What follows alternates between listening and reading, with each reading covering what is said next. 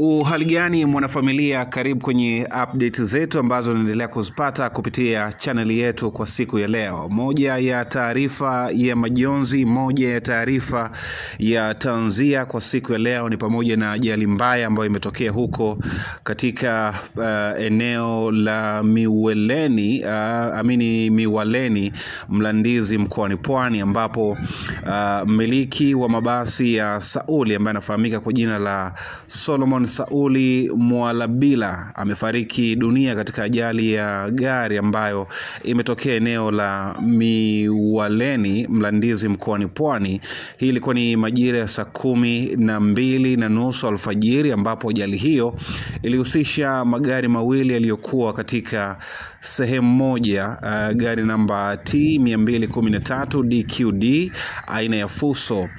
Inadaiwa ya kuwa gari hilo lilipata hitilafu ya kiufundi na kupelekea kugongana na gari aina ya Jeep lenye namba za usajili T466 EGW alilokuwemo mmiliki wa Sauli, ambapo liligongana na gari lingine aina ya Ho ambalo lilikuwa limebebea kokoto, ama ambalo huwa linatumika kwa ajili ya kubebea kokoto.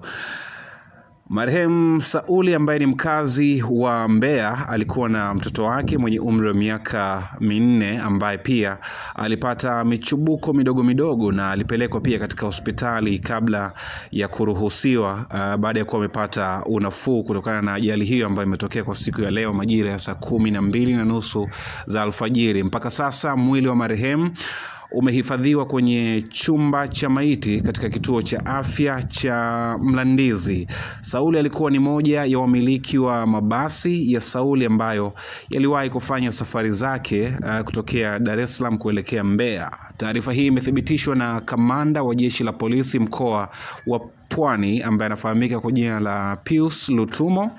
Amethibitisha kuhusiana na kutokea kwa ajali hii ambayo imetokea kwa siku ya leo. Na ajali hii itakumbukwa ya kwamba imetokea katika eneo la Miwaleni, hii ni Mlandizi mkoani Pwani, ambapo ilikuwa ni majira ya saa 12:30 alfajiri. Ajali ambayo imepelekea kifo cha mmiliki wa mabasi ya Sauli ambaye anafahamika kwa jina la Solomon Sauli Mwalabila ambaye amefariki dunia katika ajali hiyo ambayo imetokea kwa siku hii ya leo pale eneo la Miwaleni Mlandizi mkoani Pwani. Taarifa tanzia imetokea, lakini kwa taarifa zaidi hakikisha kwamba unaendelea kukaa nasi karibu kwa ajili ya kuendelea kupata taarifa zaidi kuhusiana na hiki ambacho kimetokea kwa siku hii ya leo. Tutakutana wasaa mwingine ikiwa ni Agosti 4, 2024. Usisahau pia kuendelea kutembelea mitandao yetu ya kijamii mpaka